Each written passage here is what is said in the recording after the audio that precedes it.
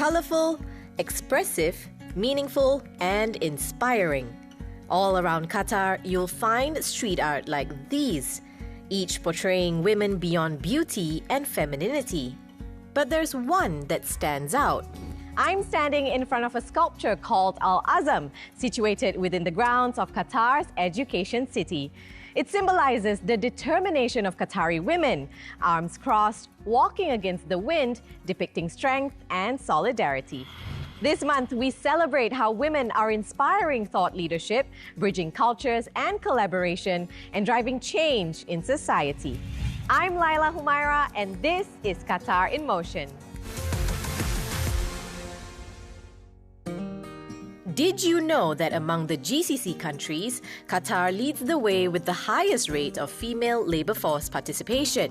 In 2023, it was 60% compared to the global average of 47.4%. It's also a 33% increase from 2001.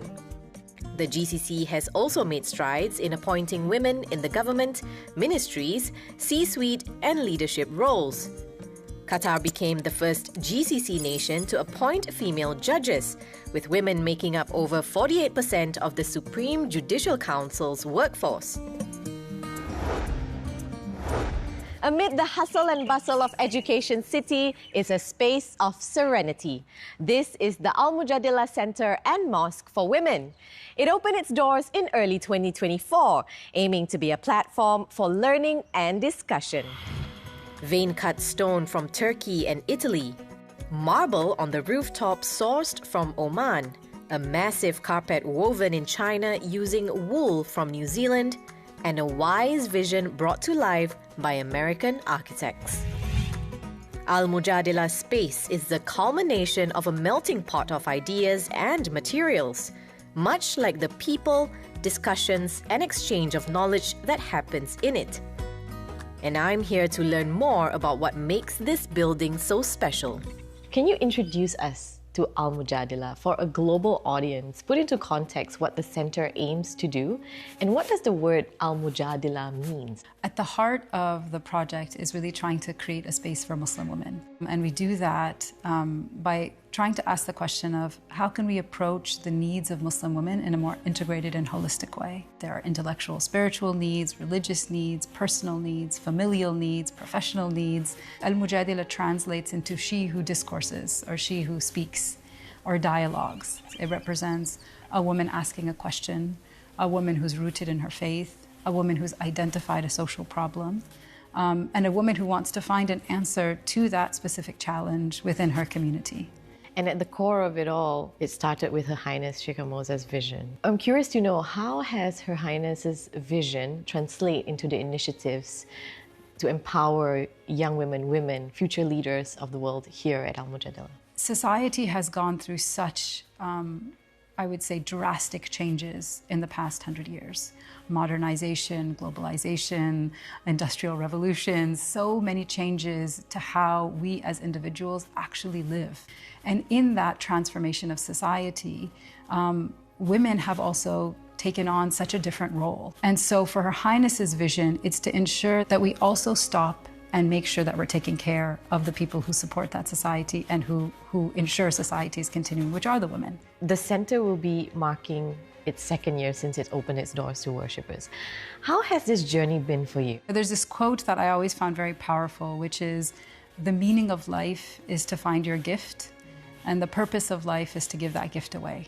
And in many ways, I feel the last 2 years at Mujadilah, that really encapsulates what's happened, both for me as an individual, also the women that work here, and the women that come to Mujadilah. It's become a really open space for women to come, a space of self-discovery, a space where they are identifying their gifts, and then beautifully, Mujadilah is the place where they can then give those gifts back to community. And for me, that is a really beautiful thing to witness. The designers of Al-Mujadilah made it a space for both spirituality and learning. The mosque has a library with a capacity of more than 8,000 volumes, including collections on Islamic history, published work of female scholars, and self-help books.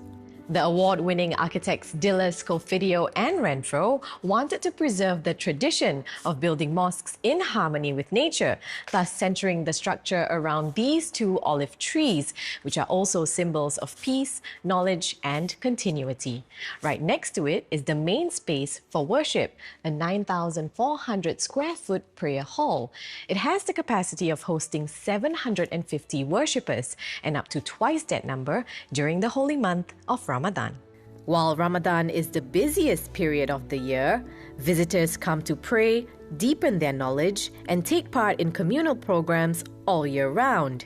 Every year, the Center also hosts a women's summit where scholars, thought leaders, practitioners, and members of the public gather to discuss contemporary challenges of Muslim women and find solutions through dialogue. Through dynamic programming, dialogue, and strategic engagement, the Center showcases the breadth and depth of the Islamic tradition and its enduring relevance to modern challenges.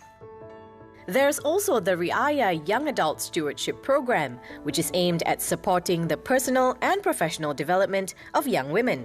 This program unites young Muslim women from all around the world. There were ladies from Malaysia, Indonesia, there were also from the Philippines, Germany, and there were also people who came from Gaza. This program focused on, for example, climate change, ways of knowing, assistive technology, which was my favorite because it showed us how we can use technology to help people who are in need and, in general, Muslim values. There were also lessons that stayed with Al-Mayasa well after her time in the classroom. Here we've learned that being a leader isn't just about the title. It's about our values, how we inspire others to make them have a better self in general.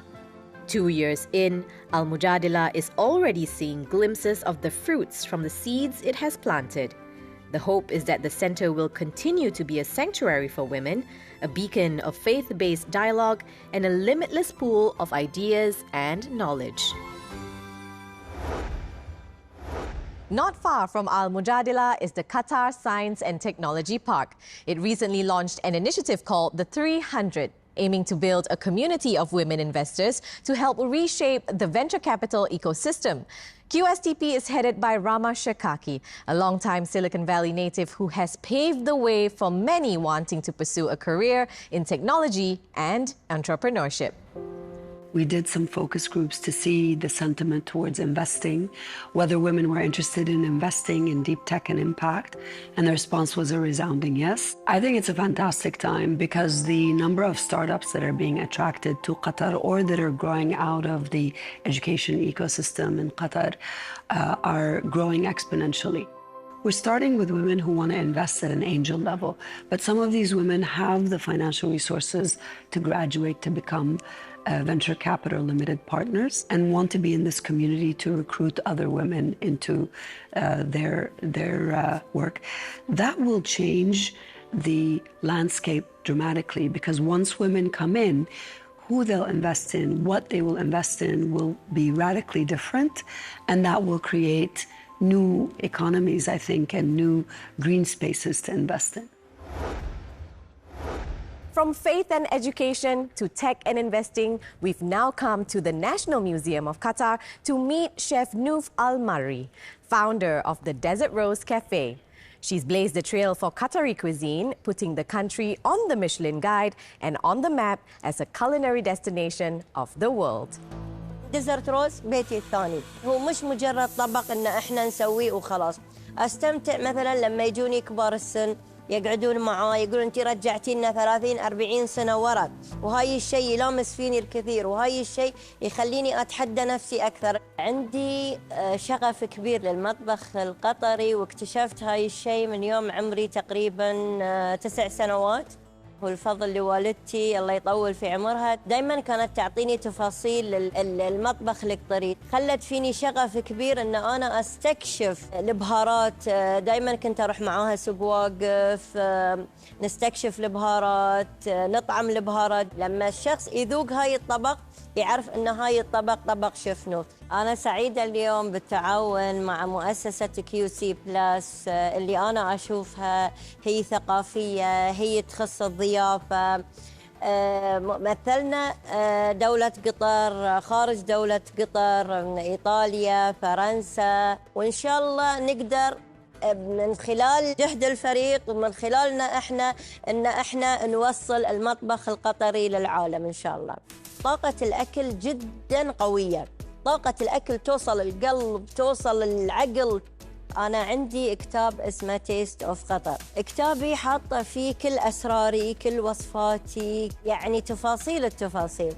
أنا أورثها من جدتي، من أمي، من خالتي، من هي أو أجيال تتوارث، فلازم إحنا نعلم، لازم الواحد. أنا أشوفها بالنسبة لي هاي أمانة، في أجيال شفنوف ما راح تدوم، هو جيل بعد جيل، إحنا لازم انتشارك، لازم نقوى في بعض. أي شيء يعني لي الكثير، ودايما أنا اللي أسويه الحمد لله حق بلادي قطر. أنا اليوم فخورة بنفسي كثير كامرأة قطرية ملهمة. سعادة الشيخة المياسة بنت حمد آل ثاني أحب أوجه لها شكر خاص على دعمها، وعلى أنا دايما أشوفها مثال للمرأة القطرية، للمرأة الناجحة، للمرأة المجتهدة. اليوم أنا عندي رسالة واحدة أوصلها حق كل نساء العالم. أحب أقول لكم أن لازم تفتخرون في نفسكم، يعني كل مرأة تدعم الثانية، وإحنا كلنا يعني بالنهاية هي كلها رسالة واحدة، كلنا المفروض نقوى في بعض. يعني أنا دايما اللي أوجهه وأقول حق البنات أن أنتوا ما في شيء اسمه ما نقدر. So, as we reflect on the role women have played in our societies and how women will continue to shape the future in many different fields, places like Mujadilah have shown that faith-based leadership can be blended with a contemporary approach to fuel women's advancements. That's all the time we have for now. Thanks for watching Qatar in Motion, and see you next time.